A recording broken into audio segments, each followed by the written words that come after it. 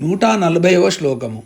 స్వతంత్ర సర్వతంత్రీషి దక్షిణామూర్తిరూపిణి సనకాది సమారాధ్య శివజ్ఞానప్రదాయిని.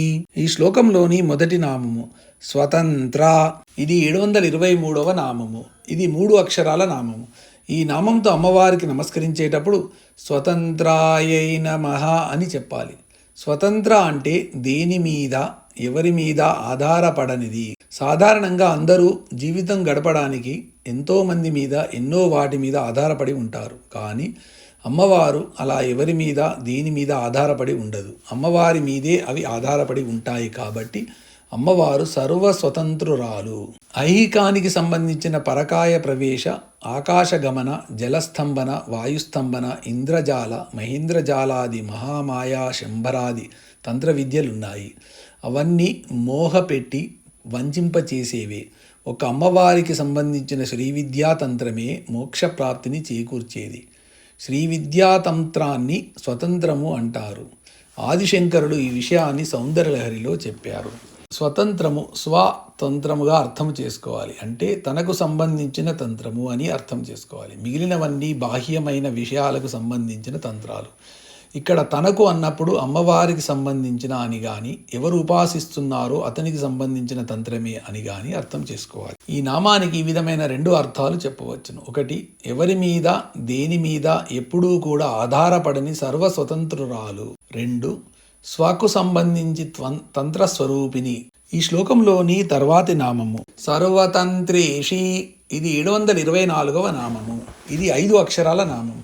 ఈ నామంతో అమ్మవారికి నమస్కరించేటప్పుడు సర్వతంత్రైష్యై నమః అని చెప్పాలి. సర్వ అంటే అన్ని, తంత్ర అంటే తంత్రములకు, ఈషి అంటే ఈశ్వరి. 64 దాకా తంత్రాలు ఉన్నట్లు చెబుతారు. అయితే వీటన్నిటిలో నేర్పే విషయాలుంటాయి, తెలిసే విషయాలుంటాయి. అంతే వీటన్నిటిపైన ఆధిపత్యం వహిస్తూ ఇవన్నీ ఎలా చెప్పబడుతున్నాయో, ఎలా తెలుస్తున్నాయో, ఆ తెలుసుకునేది ఎవరో, వారి తత్వం ఏమిటో ఈ విషయాలకు సంబంధించిన తంత్రము స్వతంత్రములో ఉంటుంది.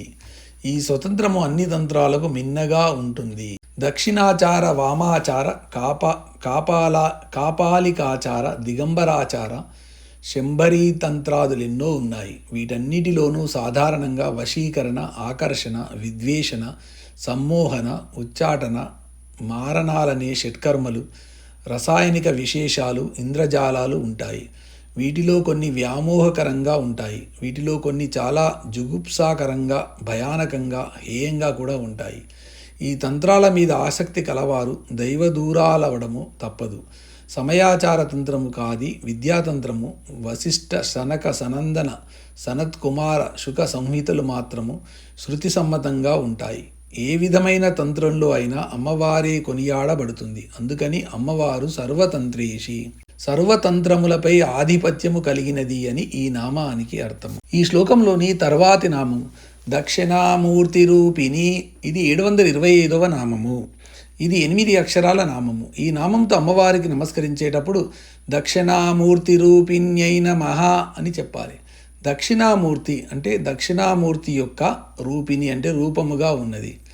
దక్షిణామూర్తి అనగా సాక్షాత్తు శివుడే. దక్షయాగములో శివనింద భరించలేక సతీదేవి యజ్ఞగుండములో దేహత్యాగము చేసిన తర్వాత శివుడు విరక్తుడై ఒక వటవృక్షము క్రింద దక్షిణాభిముఖుడై చిన్ముద్ర ధరించి ప్రణవస్వరూపముతో యువకునిగా మౌన దీక్ష కొనసాగించాడు. ఆ విధంగా దక్షిణాభిముఖుడైన శివుణ్ణి దక్షిణామూర్తి అంటారు. ఇది ఒక కథ.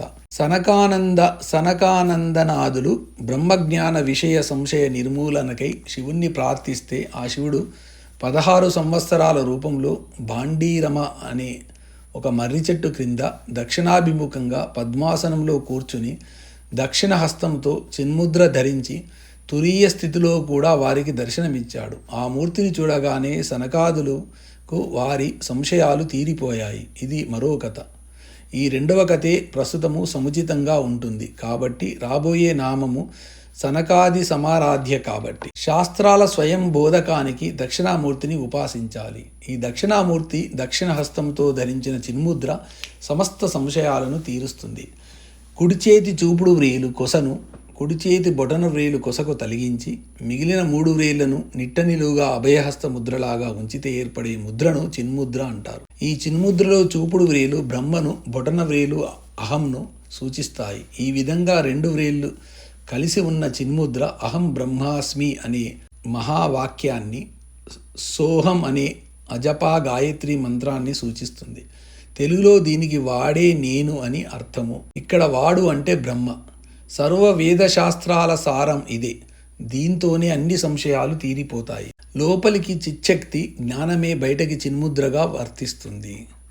ఈ దక్షిణామూర్తిని ఉపాసించాలనుకునేవారు 40 రోజులు మర్రి చెట్టు కింద కూర్చొని శ్వాసలోని ఉచ్ఛ్వాసలతో సోహం మంత్రాన్ని జతి చేస్తూ నిరంతర మౌన ధ్యానంలో ఉండాలి. ఈ నామాన్ని దక్షిణ ప్లస్ అమూర్తి ప్లస్ రూపిణి అని విడదీసి దక్షిణ పదము సగుణ బ్రహ్మకి, అమూర్తి పదము నిర్గుణ బ్రహ్మకి సంకేతించి ఈ రెంటి సమన్వయ స్వరూపినిగా కూడా ఈ నామానికి అర్థము. ఈ నామానికి 2 అర్థాలు చెప్పవచ్చును. ఒకటి దక్షిణామూర్తి స్వరూపిణి, 2 సగుణ నిర్గుణ బ్రహ్మల సమన్వయ స్వరూపిణి. ఈ శ్లోకంలోని తర్వాతి నామము సనకాది సమారాధ్య. ఇది 726వ నామము. ఇది 8 అక్షరాల నామం. ఈ నామంతో అమ్మవారికి నమస్కరించేటప్పుడు సనకాది సమారాధ్యాయై నమః అని చెప్పాలి. సనక అంటే సనకుడు, ఆది అంటే మొదలైన వారి చేత, సమారాధ్య చక్కగా ఆరాధింపబడినది. సనకాదులంటే సనకుడు, సనందుడు, సనత్కుమారుడు, సనత్సుజాతుడు. ఈ 4 బ్రహ్మ మానసపుత్రులు. బ్రహ్మ విధులు ఎప్పుడూ బాలుర రూపంలోనే ఉంటారు, నివృత్తి మార్గంలో ఉంటారు. పరా, పశ్యంతి, మధ్యమ, వైఖరి వాక్కుల రూపంలో జీవుల్లో అంతర్యామి స్వరూపముగా వరుసగా ఈ సనకాది కుమారులు పనిచేస్తూ ఉంటారు. గాంధర్వ, బ్రహ్మ, ఉద్గీతాది విద్యలలో వాగ్దేవి స్వరూపిణి అయిన అమ్మవారు సనకాదులచే ఈ విధంగా ఆరాధింపబడుతుంది. అంటే ఈ సనకాదులు అటు దక్షిణామూర్తిని ఇటు అమ్మవారిని సమంగా ఆరాధిస్తారని గతనామము ఈ నామము చెబుతాయి. సనకాదులు అంటే ఈ 4 కుమారులచే అనే కాకుండా ఈ 4 కుమారులతో సమానమైన బ్రహ్మవేత్తలందరి చేత చక్కగా ఆరాధింపబడినది అని కూడా చెప్పుకోవాలి. ఈ నామానికి ఈ విధమైన 2 అర్థాలు చెప్పవచ్చును. ఒకటి సనకాది కుమారులచే చక్కగా ఆరాధింపబడినది, 2 సనకాది బ్రహ్మవేత్తలచే ఆరాధింపబడినది.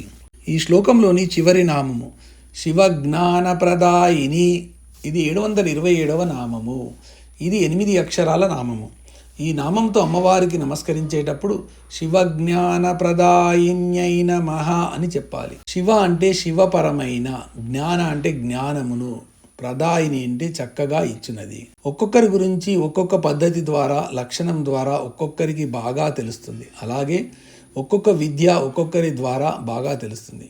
యోగావశిష్టంలోని శ్లోకము అర్థం చేసుకుంటే ఈ విషయము నిర్ధారణ అవుతుంది. వాయువు స్పందన ద్వారాను, అగ్ని ఉష్ణత వలన శాంతియుతమైన పరిశుద్ధ జ్ఞాన మార్గము చేత శివుడు తెలియపడతారు. కాబట్టి విమర్శ రూపిణి, జ్ఞానస్వరూపిణి అయిన అమ్మవారే శివజ్ఞానాన్ని ప్రసాదిస్తుంది. శివుణ్ణి సూటిగా అర్చించిన, ఉపాసించిన శివజ్ఞానము శివుని ద్వారా రాదు, అమ్మవారి ద్వారానే వస్తుంది. ఎందుకంటే నిర్వికారుడైన శివునికి ఇవేవీ పట్టవు.